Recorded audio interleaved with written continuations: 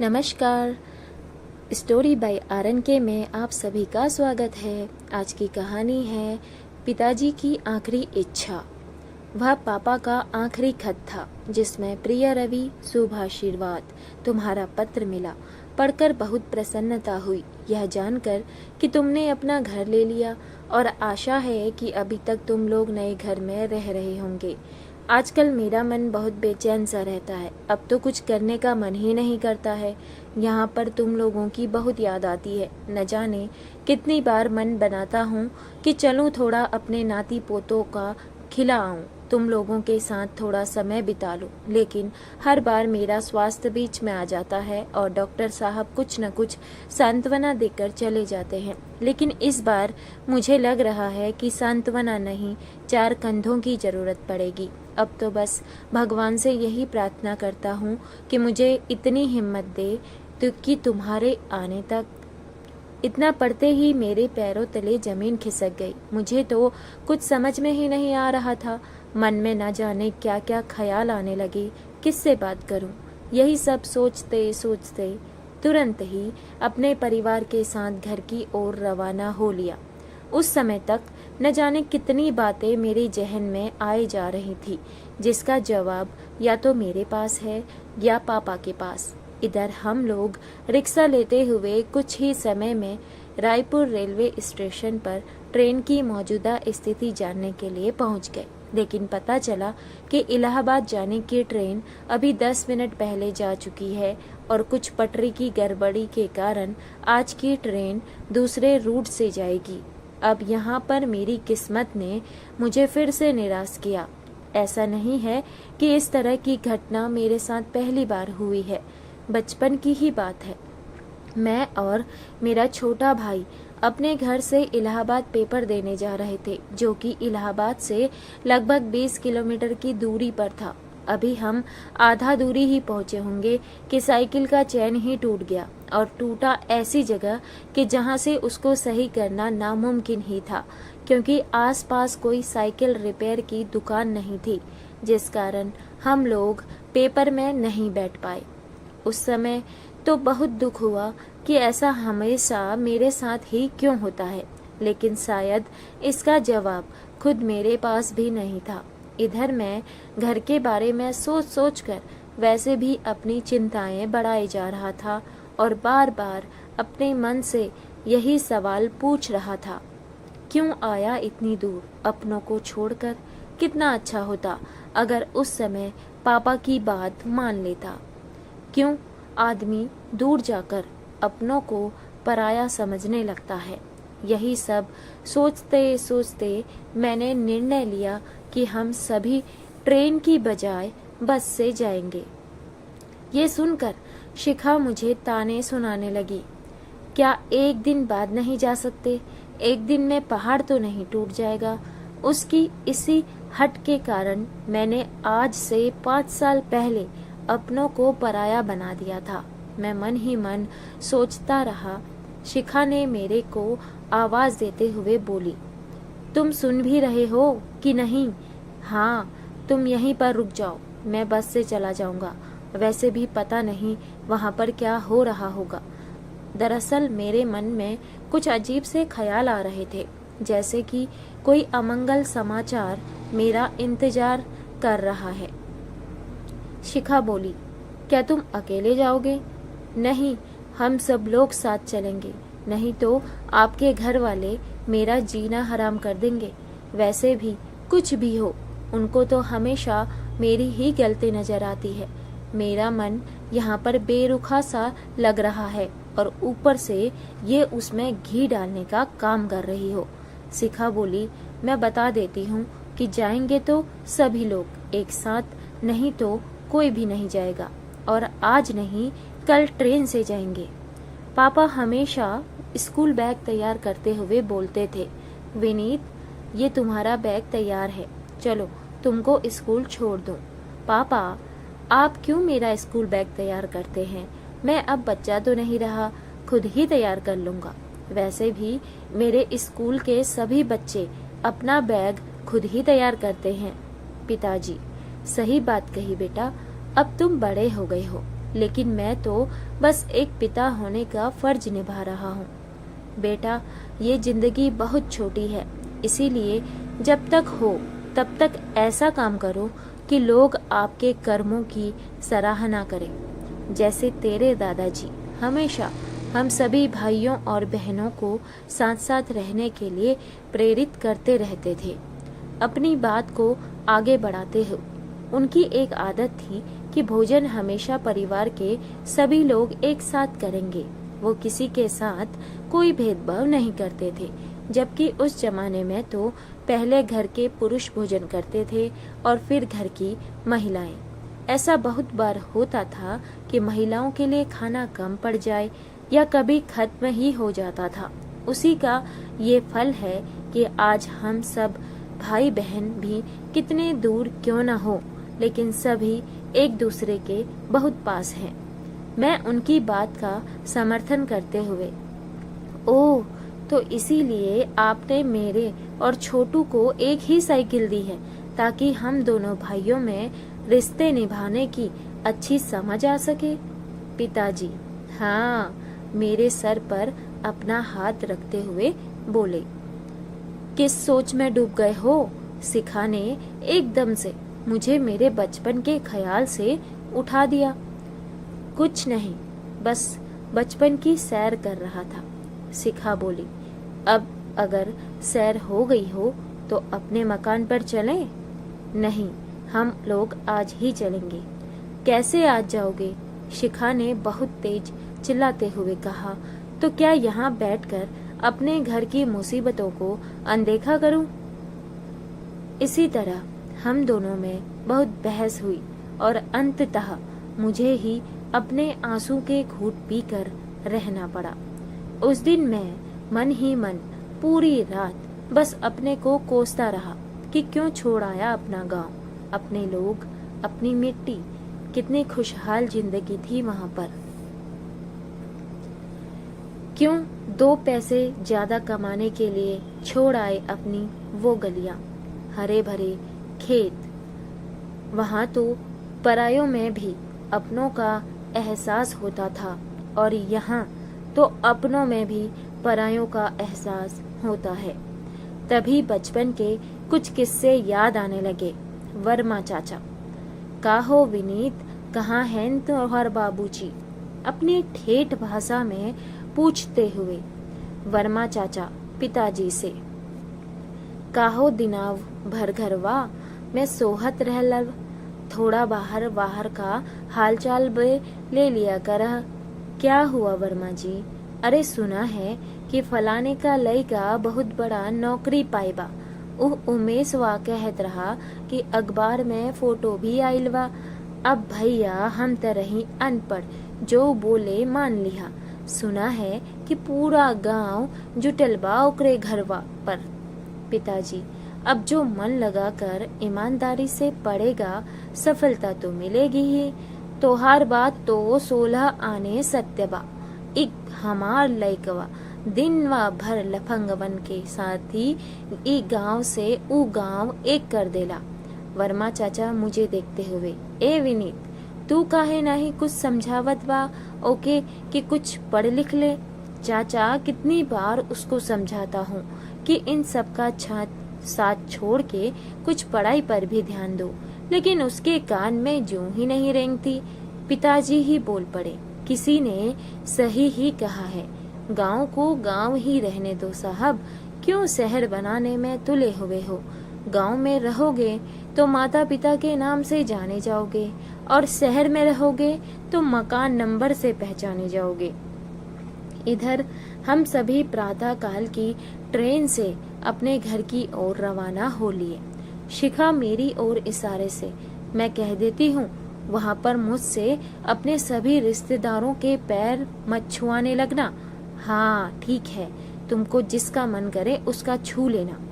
इधर ट्रेन में हमारी सीट के सामने वाली सीट पर एक और परिवार जा रहा था। मैं अपना सामान सीट के नीचे डालते हुए चैन से लॉक कर ही रहा था कि सामने वाले ने पूछ ही लिया, भाई साहब आप लोग कहाँ जा रहे हैं? दरअसल उस समय मैं अपने ही ख्यालों में खोया हुआ था। इसीलिए मैंने कुछ जवाब नहीं दिया। जी इलाहाबाद, इधर शिखा ने जवाब दिया। अरे वाह, हम लोग भी वहीं जा रहे हैं। अब आपको तो पता ही है ट्रेन के बारे में, बहुत से लोग ढूंढते हैं बात का मौका, जो एक बार शुरुआत तो होती है फिर आखिरी स्टेशन पर जाकर ही विराम का नाम लेती है। अब इधर शिखा भी अपनी उन लोगों से थोड़ी बहुत जान पहचान बढ़ाने लगी, और जब उसके और सामने वाले तिवारी जी के पत्नी के सुर और ताल मिलने लगे, फिर शिखा ने अपना पिटारा खोलना शुरू किया, जो मुझे कभी पसंद नहीं आया कि वो किसी के भी सामने अपने घर के गड़े मुर्दे उखाड़ने लगती है। जैसे कि मेरी सास ने मुझे ये कहा, इनका परिवार मेरे परिवार की इज्जत नहीं करता। शिखा ने अपना दुखड़ा गाना शुरू कर दिया। और क्या क्या बताऊं बहन जी, मेरे यहाँ तो पूछिए ही मत, हर बात पर टोकना, आज खाना में नमक कम है, अरे ये दाल है कि पानी। बिल्कुल सही कह रहे हैं भाभी जी आप, उधर से भी पूरा सहयोग मिल रहा था। इतने में चना जोर गरम बाबू में लाया मजेदार। मुझे देखते हुए उसने फिर से गाना शुरू कर दिया। बाबूजी ये दुश्मन है खुदगर्ज का, खा लो एक बार चना जोर गरम। मैं भी अपनी चुप्पी को तोड़ते हुए, ए चना जोर गरम। जी बाबूजी, कितना बना दूं? 4 बना दो। चना तिवारी जी को ऑफर करते हुए, लीजिए भाई साहब। चना अपने हाथ में लेते हुए, धन्यवाद भाई साहब। अगर रेल सफर में कुछ खाने पीने को मिलता रहे तो सफर का पता ही नहीं चलता है। जैसा कि इंसानी फितरत होती है कि तू चल फिर मैं आता हूँ, मतलब ये हुआ कि बस शुरुआत कोई भी कर दे, फिर देखिए सारी जमात पीछे लग जाती है। इसका कहने का ये अर्थ हुआ कि हमने तो बस चना जोर गरम की बोहनी कराई और हमारा देखा देखी बाकी लोगों ने तो पूरी स्टॉक ही खाली कर दी। उधर टिकट टिकट बोलते हुए टीटी साहब हमारे बगल वाले कंपार्टमेंट में आ चुके थे और इधर से 2 लोग टॉयलेट की ओर निकल लिए थे। एक बार फिर मन बचपन की तरफ चला गया। मैं ये सब तेरे पापा से नहीं कहने जाऊंगी, तुमको तो पता ही है कि इस समय पैसे की कितनी तंगी चल रही है। ये कहते हुए माँ ने मेरे बाहर कोचिंग के प्रस्ताव को पिताजी से पूछने से साफ इनकार कर दिया। मेरे कुछ दोस्त घर पर मुझसे मिलने आए, लेकिन मैं नहीं था, तो पिताजी उनसे उनकी पढ़ाई लिखाई और बात का प्लान पूछने लगे। किसी ने बोला कि कोचिंग करने, किसी ने बोला कि यहीं पर रहेंगे। तब मेरे दोस्तों से पिताजी को पता चला कि मैं भी कोचिंग करना चाहता हूँ।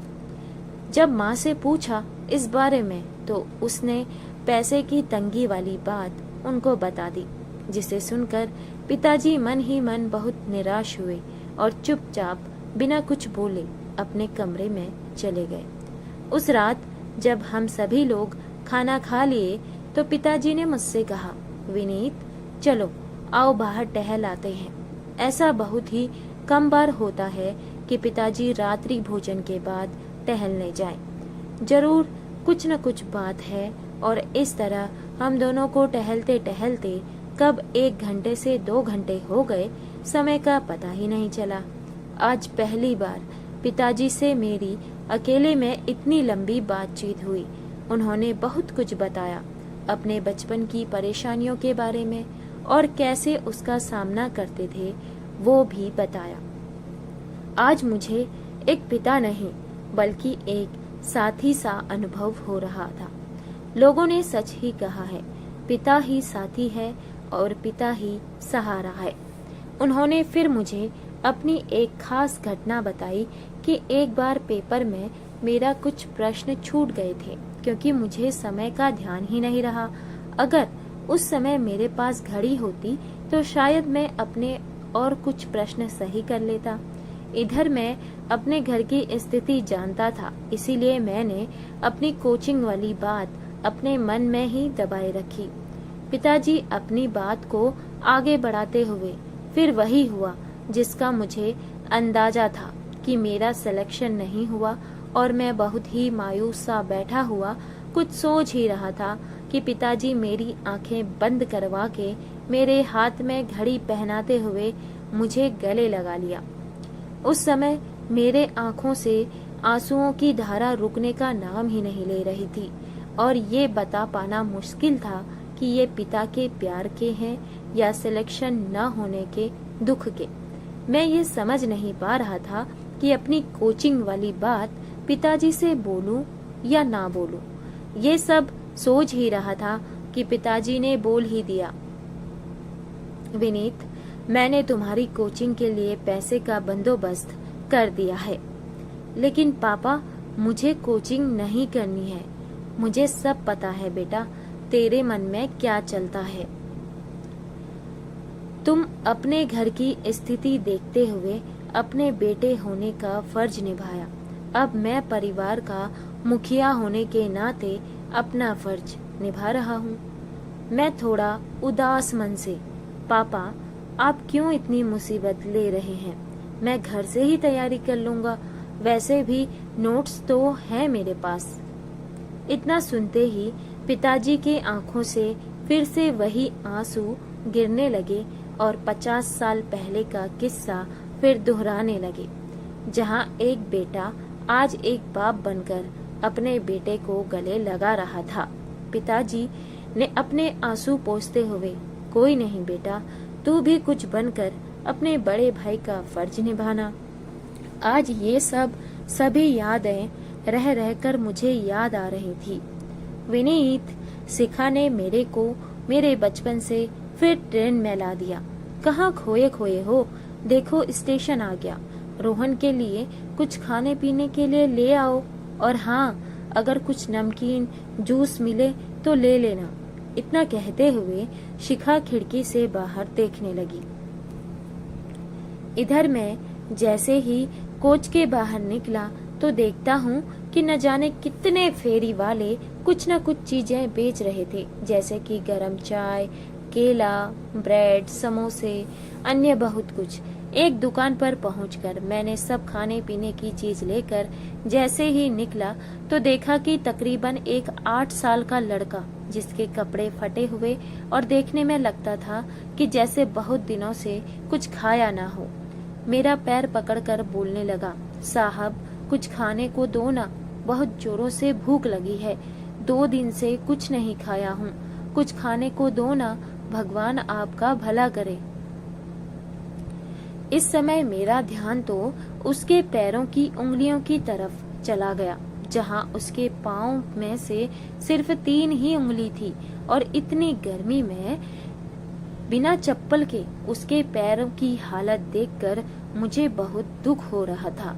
साहब, मेरे बाबूजी का बस मैं ही अकेला सहारा हूँ, क्योंकि वो अपाहिज हैं। उन्होंने भी 2 दिन से कुछ नहीं खाया है। उनकी तरफ इशारा करते हुए मुझे अपने बाबूजी को दिखाया। मैंने देखा तो मुझे अपनी आंखों पर और अपने मन पर उन दोनों के प्रति सहानुभूति सी आ गई। मैंने खाने का पैकेट उसके हाथ में देते हुए पूछा, तुम्हारे बाबूजी का पैर कैसे कट गया? लड़का एक रुआंसी भरी आवाज में, साहब बाबूजी एक फैक्ट्री में काम करते थे।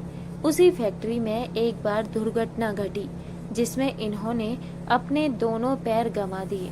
धीरे धीरे हम लोग बेघर हो गए और अब जीवन जीने के लिए भीख ही एक सहारा है। इतना कहते ही वो जोर जोर से रोने लगा। मैं उसे सांत्वना देते हुए अपने जेब से कुछ रुपये उसके हाथ में देते हुए बोला, ये लो, अपने लिए चप्पल और अपने बाबूजी के लिए कुछ दवाई खरीद लेना। लड़का, साहब आपकी बहुत दया होगी, क्योंकि मुझे अभी केवल खाने की आवश्यकता है और वो तो आपने ही दे ही दिया है। साहब, मैं सब कुछ कर सकता हूँ, अगर मेरे लायक कुछ काम हो तो बताइए। साहब, इस तरह भीख मांगकर मैं अपनी जिंदगी नहीं जीना चाहता हूँ।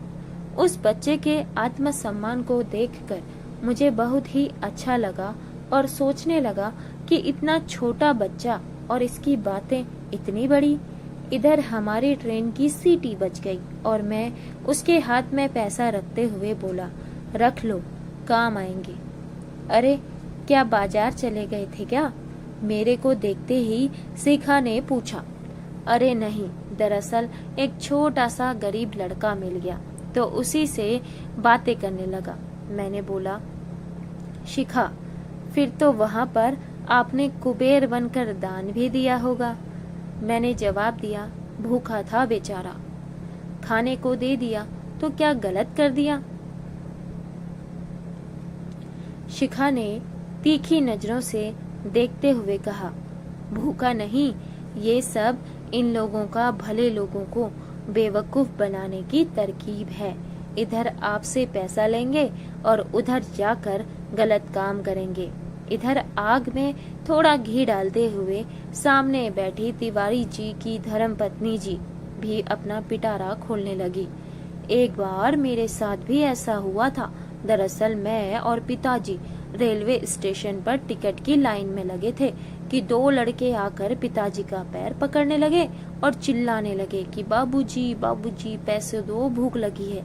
और मेरे दयावान पिताजी ने दोनों को कुछ पैसे दे दिए, लेकिन कुछ समय बाद देखा कि दोनों लड़के रेलवे ओवरब्रिज के नीचे बैठकर बीड़ी पी रहे थे।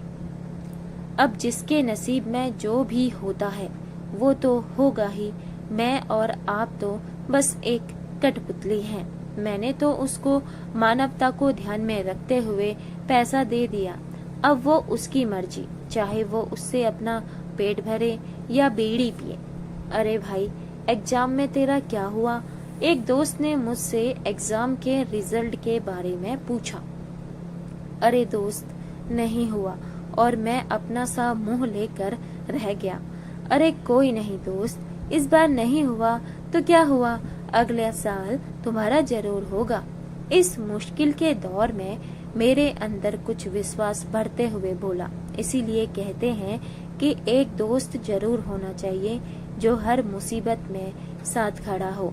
इधर पिताजी का भी पत्र मिला, जिससे वहां पर सब कुछ कुशल मंगल होने का समाचार मिला, जिससे मेरे टूटे हुए आत्मविश्वास को एक मजबूती प्रदान हुई।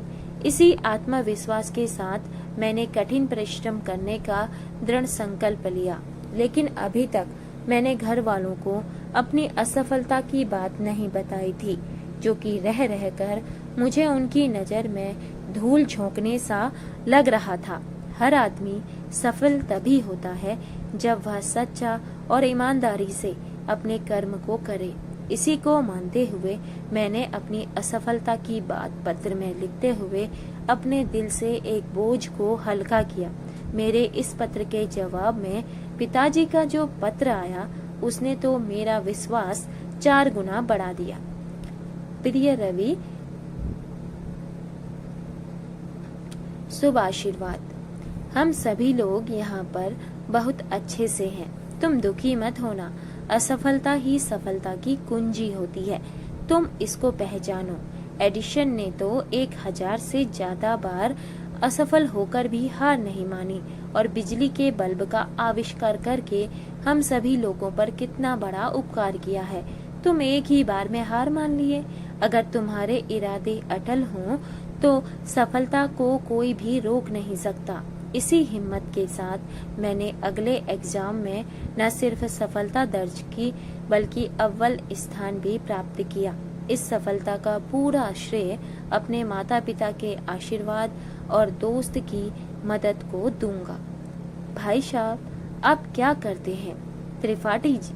तिवारी जी ने इधर से पूछ लिया। दरअसल इस समय मैं ज्यादा बात करने के मूड में नहीं था, लेकिन तब भी मैंने उनकी बात का जवाब देते हुए, जी नौकरी करता हूँ।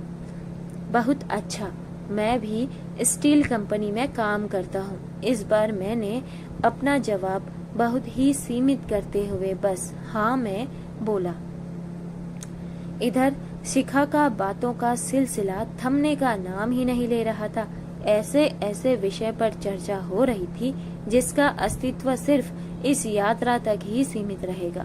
देखा जाए तो हमारा सफर लगभग 1 दिन का होता है, तो ट्रेनों में इतनी देर तक बैठे बैठे अपने आप नए नए मुद्दे निकल कर आ ही जाते हैं। ऐसे ही बातें होते होते कब सब लोग अपनी अपनी सीट पर सो गए, पता ही नहीं चला। सुबह की नींद तो पेपर वाले ने तोड़ी। ऐसा हमेशा देखा गया है कि बहुत से लोगों की दिन की शुरुआत एक हाथ में अखबार और दूसरे हाथ में चाय के कप से होती है, तो दूसरी कमी को पूरा करने के पीछे से गरम चाय, इलायची और अदरक से बनी बढ़िया चाय अच्छा ना लगे तो पैसा वापस, बाबूजी एक बार पी लो, कोई इतना कहे तो लोग चाय पी ही लेते हैं। अब चाय अच्छी हो या फीकी हो, लेकिन मिट्टी के कुल्हड़ में उसका स्वाद कुछ अलग ही होता है। अभी ये गया ही था कि दूसरा आ गया, नीम का दातून। नीम का दातून अब इतनी जल्दी में बहुत से लोग ब्रश मंजन लेकर नहीं चलते हैं, तो दातून ही एक अच्छा विकल्प होता है। इसको आसानी से इस्तेमाल किया और फेंक दिया। अरे भाई साहब, ये देखिए, आपके यहाँ की न्यूज छपी है। जमीन को लेकर एक विवाद में बेटे ने बाप का कत्ल कर दिया। तिवारी जी अखबार का वो हिस्सा मेरे को दिखाते हुए बोले। पेपर में उनसे लेते हुए उस न्यूज पर आंखें गड़ाए हुए पढ़ने लगा। अरे, ये तो मेरे बचपन का दोस्त है, लेकिन इसने ऐसा क्यों किया? वाह रे जमाना, अब यही सब सुनना बाकी रह गया था। तिवारी जी अब शुरू हो गए। एक युग था जिसमें भगवान श्री राम धर्म के लिए अपने पिता के दिए हुए वचन को पूरा करने के लिए अपना सारा राजपाट छोड़कर 14 सालों के लिए वनों वनों में भटकते रहे। और आज के युग में तो लोग एक तिनका सा जमीन के लिए अपने धर्म को जड़ से उखाड़ दिए हैं। इधर मैं पढ़ाई कर ही रहा था कि रिश्तेदारों की तरफ से शादी का दबाव आने लगा। उस समय तो शादी उम्र नहीं, लंबाई देखकर की जाती थी। मतलब ये कि अगर लंबाई ठीक ठाक है तो शादी हो ही जाती है। उस हिसाब से मैं शादी के इस बेंचमार्क को पूरी तरह पास कर रहा था, लेकिन मैं इसके लिए पूरी तरह से तैयार नहीं था, क्योंकि अभी तो मेरी पढ़ाई भी पूरी नहीं हुई थी और उसके बाद एक नौकरी भी मिलनी थी। फिर जाकर शादी के बारे में सोचता, लेकिन आपके चाहने से दुनिया नहीं चलती है। फिर क्या होना था, शादी का फरमान जारी हो गया और उस समय तो शादियां बड़े बुजुर्ग ही तय करते थे। मेरी शादी भी मेरे दादाजी ने तय की थी, अपने बचपन के मित्र की नातिन से। उस समय तो लोग पैदा होते ही अपने रिश्तेदारी का बीज बो देते थे। उसी बीज से बने हम दो पेड़, मैं और शिखा, जिसकी छांव में हम दोनों के परिवार अपने जीवन में आने वाली आंधियों से खुद को बचाने का प्रयास कर रहे थे। पिताजी, बेटा अगर तुमको अभी शादी नहीं करनी है तो बोलो, मैं तुम्हारे दादाजी से बात करता हूँ। नहीं पापा, ऐसी कोई बात नहीं है। मैं जानता था कि दादाजी कभी नहीं मानेंगे। वो भी अगर बात समाज में प्रतिष्ठा को लेकर हो तो फिर कभी नहीं। पहले तो लोग समाज में अपनी प्रतिष्ठा को बनाए रखने के लिए ऐसे ऐसे फैसले करते थे जिससे उनके परिवार के सदस्यों को आने वाले समय में बहुत बड़ी मुसीबतों का सामना करना पड़ता था। पिताजी, क्या हुआ बेटा? पिताजी, मैं नहीं चाहता हूँ कि मेरी इस नादानी की वजह से हमारे पूरे खानदान को समाज में आंखें नीची करके चलना पड़े। अपनी बात को आगे ले जाते हुए, बेटा, तुम्हारे दादाजी के इसी फैसले की वजह से तुम्हारे चाचा की जिंदगी पूरी तरह से बिखर गई है, लेकिन वो भी इसी प्रतिष्ठा को बनाए रखने के लिए आंसू पीकर जी रहा है। मैं नहीं चाहता कि ये तुम्हारे साथ भी हो। पापा, आप मेरी फिक्र मत करिए। जो मेरी किस्मत में लिखा हुआ है वो तो मुझे मुस्कुरा कर या रो रो कर उसका सामना करना ही है। वैसे भी आदमी अपनी किस्मत खुद बनाता है। पता नहीं क्यों रह रह कर ये सारे ख्याल मेरे दिमाग में अपने आप आए जा रहे थे। मैं शादी करके अपनी पढ़ाई पूरी करने लखनऊ लौट आया और इधर देखते देखते मेरी पढ़ाई भी पूरी हो गई। पढ़ाई तो पूरी हो गई, लेकिन नौकरी का कहीं कोई ठिकाना नहीं हो पाया था। दिन पे दिन गुजरते गए और हर जगह से नौकरी के फरमान की अर्जी स्वीकार अस्वीकार मिलती गई। अब तो मेरा खुद का आत्मविश्वास भी डगमगाने लगा। आत्मविश्वास के साथ आप अपने सपनों को हकीकत में बदल सकते हैं और वही आत्मविश्वास के बिना छोटी सी उपलब्धि भी आपसे दूर हो जाती दिखाई देती है। और वही मेरे साथ हो रहा था। इधर मैं बैठा बैठा कुछ सोच ही रहा था कि गली के सामने पिताजी का तांगा रुका। मुझे अपनी आंखों पर यकीन ही नहीं हो रहा था कि जिसको अभी कुछ देर पहले ही मैं मन ही मन भगवान से मना रहा था कि काश वो इस समय मेरे साथ होते और भगवान ने मेरी बात सुन ली। मैं जल्दी जल्दी नीचे उतरकर पिताजी से आशीर्वाद लेते हुए उनका एक छोटा सा बक्सा एक हाथ में और राशन भरा बोरा दूसरे हाथ में लेते हुए आगे आगे कमरे की तरफ चलने लगा। दरअसल उस जमाने में लोगों को हमेशा साथ में कुछ न कुछ राशन लेकर चलने का रिवाज था, जबकि आज तो मिठाइयाँ, बिस्किट, नमकीन आदि का है। घर में घुसते हुए मैं पिताजी से, पिताजी न कोई चिट्ठी न कोई पैगाम, घर पर सब कुशल मंगल तो है? हाँ बेटा, सब सही है, बस यूं ही कुछ दिनों से तेरी बहुत याद आ रही थी तो सोचा तुझसे मिलता चलूं। और बता, तेरी पढ़ाई लिखाई कैसी चल रही है? सब अच्छी चल रही है। 3-4 जगह नौकरी की अर्जी दे रखी है, बस उसी का इंतजार कर रहा हूँ। अगर कहीं अर्जी पर सहमति बैठ गई तो ज्वाइन करने के पहले गांव आने का प्लान भी किया हूँ। पिताजी, भगवान की कृपा रही तो तुम बहुत तरक्की करोगे। और पिताजी, माँ कैसी है? पिताजी बोले, माँ तो ठीक है बेटा, दरअसल मैं उसी सिलसिले में कुछ बात करना चाहता हूँ। हाँ पिताजी बोलिए।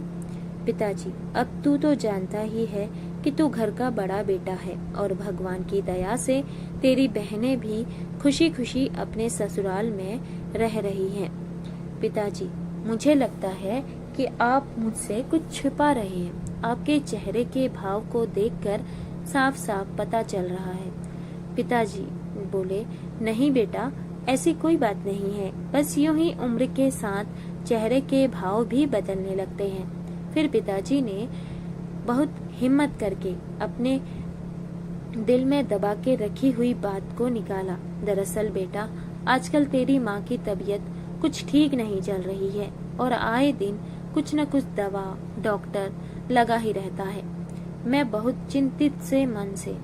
क्या हुआ माँ को पिताजी? पिताजी, अभी वो ठीक है बेटा, इसीलिए हम लोग सोच रहे हैं कि बहू का गौना कराने का समय आ गया है। पापा, ये सब बात आपने मुझे क्यों नहीं बताई? पिताजी, कितनी बार कोशिश किया कि खत में लिखकर बता दूं, लेकिन हर बार हिम्मत नहीं जुटा पा रहा था। और वैसे भी ये सब जानकर तेरी पढ़ाई में भी तो रुकावटें आएंगी। इधर भावुकता के कारण मेरी आंखों से अपने आप पानी आ गया।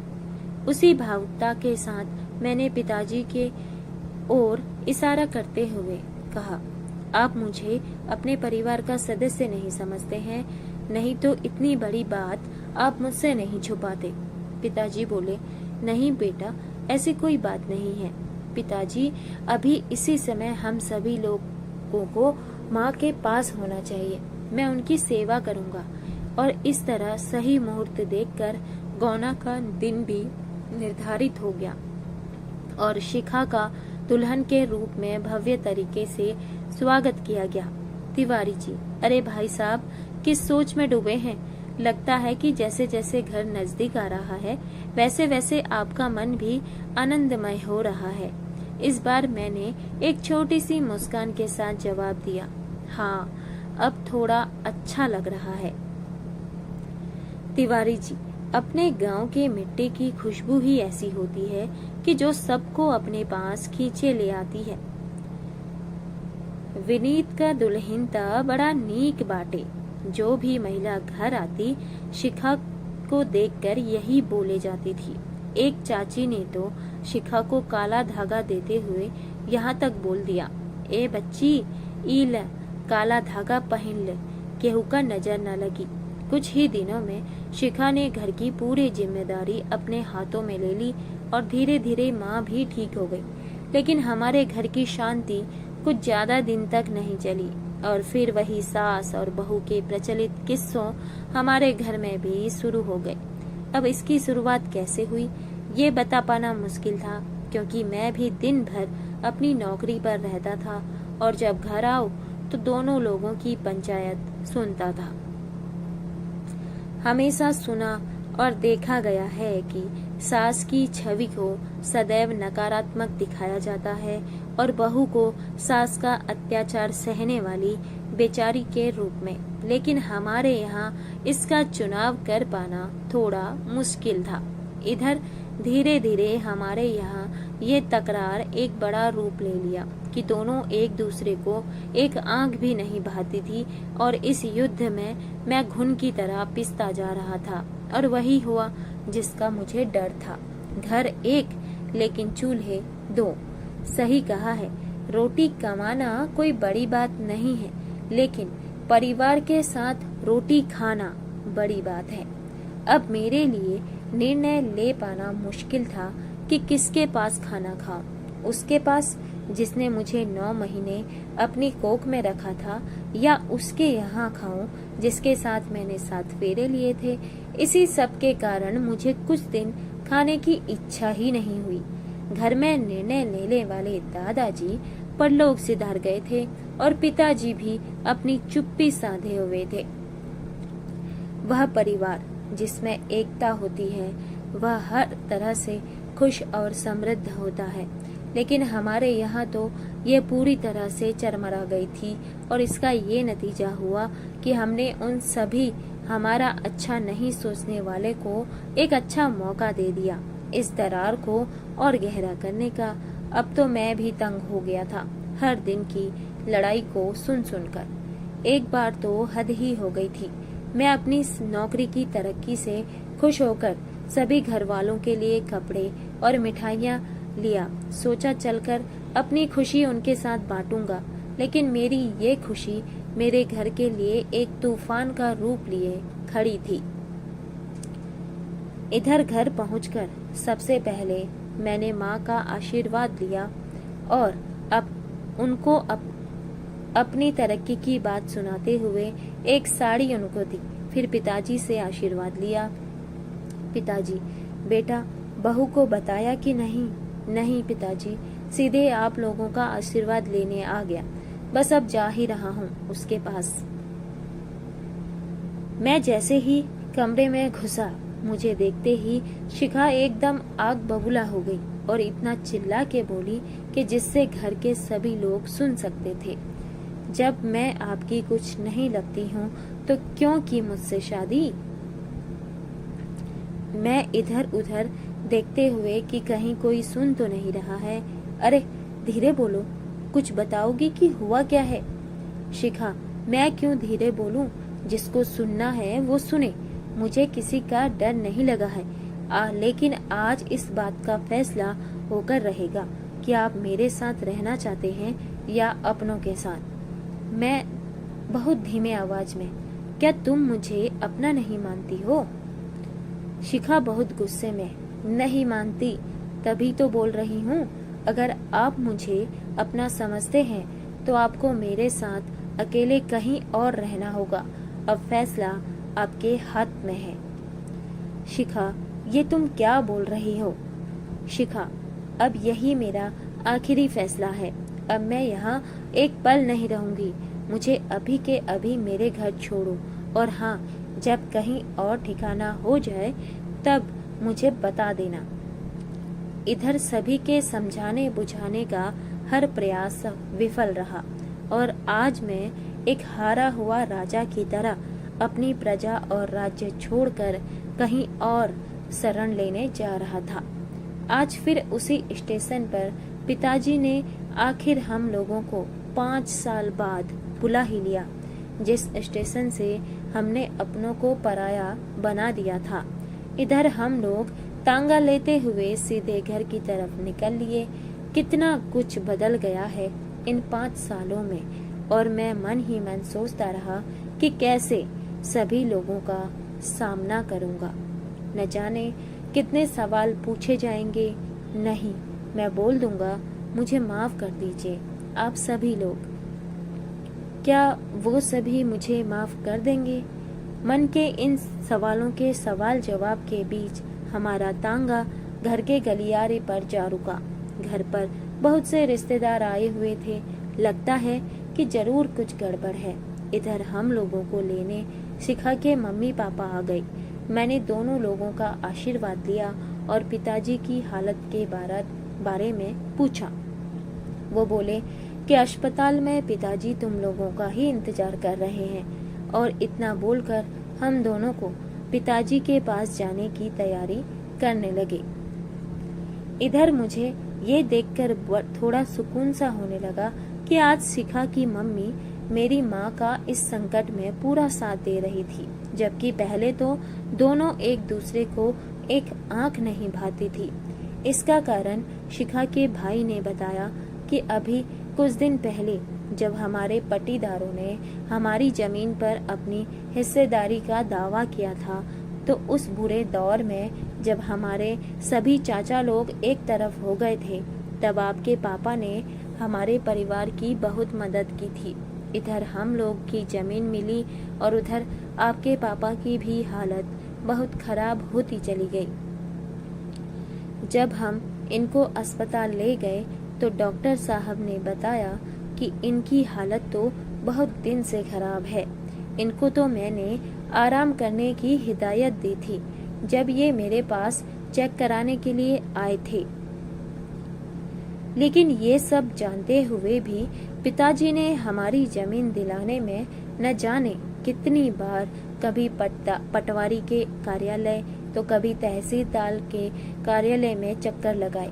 जीजाजी, उनकी ऐसी हालत के लिए हम लोग जिम्मेदार हैं। ना ही वो इतना दौड़ धूप करते और ना ही उनकी ऐसी हालत होती। इतना बोलते हुए वो जोर जोर से रोने लगा और इधर शिखा भी सब बातें सुनकर जोर जोर से रोने लगी और अपने को कोसने लगी। माँ, मुझे माफ कर दो। मेरी वजह से न जाने कितने कष्ट आपने झेले हैं। शिखा इतना बोलते हुए माँ के पैरों पर गिरकर रोने लगी। इधर हम लोगों को आने में थोड़ी देर हो गई थी, क्योंकि हम लोगों के अस्पताल पहुंचने के पहले ही पिताजी इस दुनिया को अलविदा बोल चुके थे। मैं तो एकदम चुप बस उन्हें देखता रहा और शिखा जोर जोर से रोते हुए अपने को कोस रही थी कि क्यों नहीं मैं कल आ गई।